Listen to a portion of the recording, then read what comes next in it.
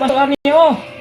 Pasok Ilay. Yan naman ang aking paborito, yung inyong paborito. Yan. Kailangan yung sahog na ay napakasarap din.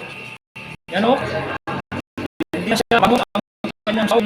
Yung isda na ito o. Yan. Tingnan po. Grabe. Ito na isda o. Yan. Yung takway.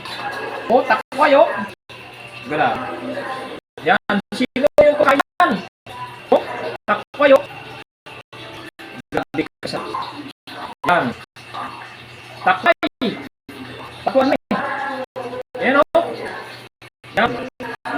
Yan. Takway na naman tayo. Tapos sasawagan pa natin, dagdagan pa natin ng gulay yung kangkong. Tapos batuan. Batuan ang kanyang pinaka pampasin, batuan. Yan.